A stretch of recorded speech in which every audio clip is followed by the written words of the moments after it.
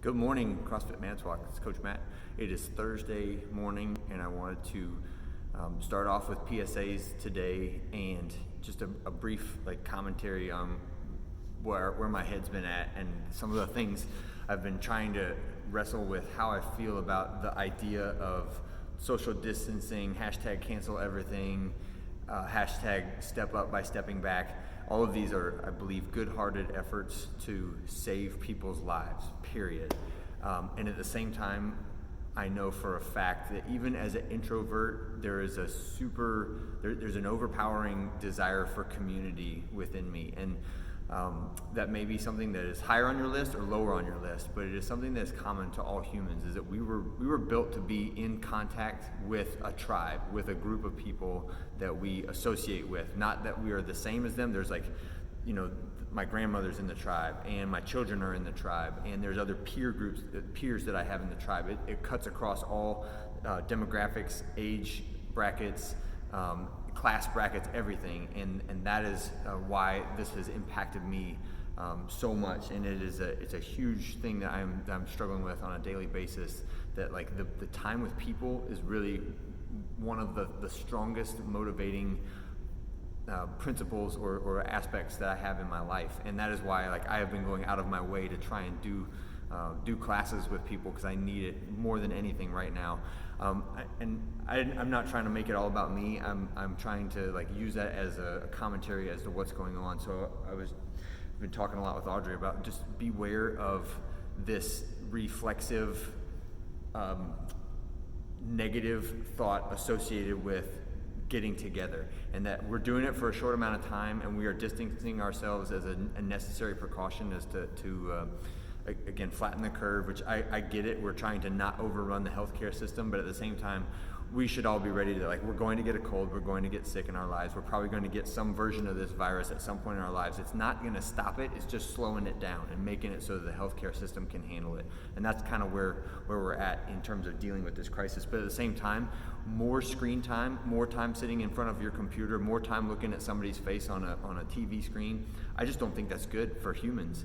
I think we need to see the reaction, the split second, microscopic changes in someone's faces when you're smiling together.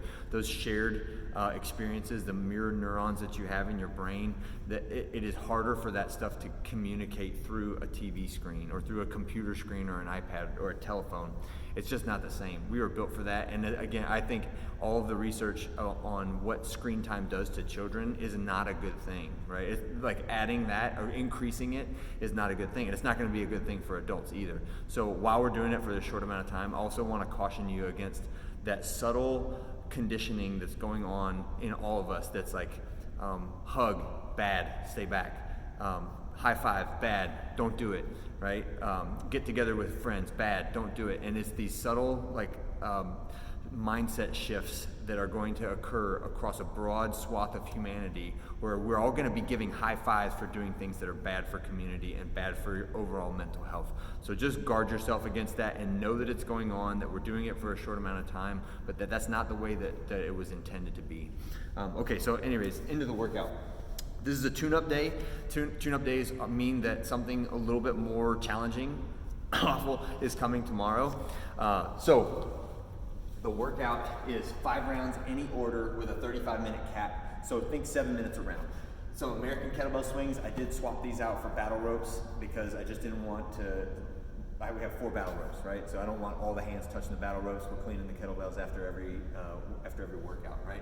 So American swing means we're going up over your head with it, but only go to the position that allows you to not move your hips forward or your shoulders, right? If you get to any position, if you get to any amount of reps and you feel your hips driving forward or your shoulders or your knees bending at the top, you're either too tired or your shoulders are too tight, and I want you to not go to that position. So if that means that your overhead for the kettlebell swing is right here and not all the way up, that's okay, all right? But pay attention to your low back and not hyperextending when you do those.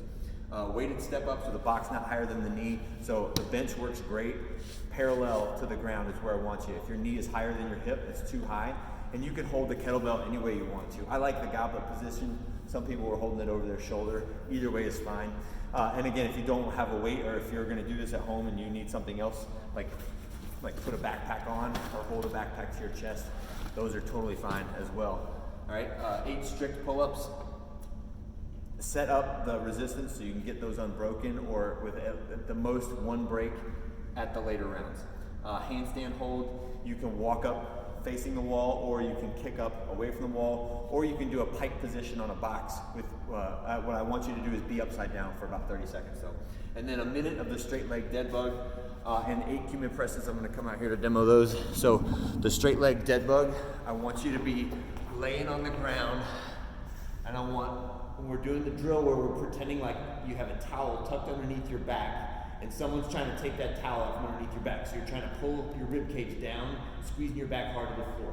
I want the back of your head touching the ground the whole time, and we're tucking the chin. So it's basically perfect posture. And from that position with your head on the ground, I want you to still try to push up, right? So we're still engaging all the muscles in the core and the shoulders when we do this. And then we're slowly in control, laying the foot and hand go down. Try not to touch your heel to the ground when you do it. And then I want you to play with same leg, same arm, different leg, different arm, just the arms, just the legs, etc. Right? Any different combination of that is fine, and just stay in motion for a minute. If you can't do that, if your back starts to arch off the ground when your legs go down, bend your knees and just do a bent knee dead bug. Okay, but stay in motion for a minute with your back pressed hard to the ground. The Cuban press, you can use a stick, a PVC pipe, you can use a broomstick, whatever you have. You're gonna row up your body slowly until your elbows are parallel to your shoulders, or the same height as your shoulders. And then you're gonna rotate out away from your body until that bar is about at your brow line, and then press straight up, come back down to the brow line, rotate down, and then press straight down. And the whole time we're thinking slow, controlled, no momentum. We're pressing those things nice and smooth. And you should get a really good burn in the rotator complex as you do that. The warm-up today is just jumping jacks, right? PVC pass-throughs. Again, elbows straight, we're just trying to warm up the shoulder complex. Overhead squats, and then after the overhead squats, keep the PVC pipe overhead, and we're twisting in that reverse lunge. Do that 3 times through. The cool down, a couple of lacrosse ball activities. This could be a tennis ball, it could be another mobility tool, or the standard lacrosse ball is what we go for on this because it's the right size and consistency. So start on your back, put it underneath your armpit, and then I want you to roll on top of it until your elbows on the ground, knees can be bent. We're doing 20 windshield wipers with that arm, targeting those same muscles we were using in the Cuban press. We're just trying to wind the muscles side to side over that ball, 20 reps on each side.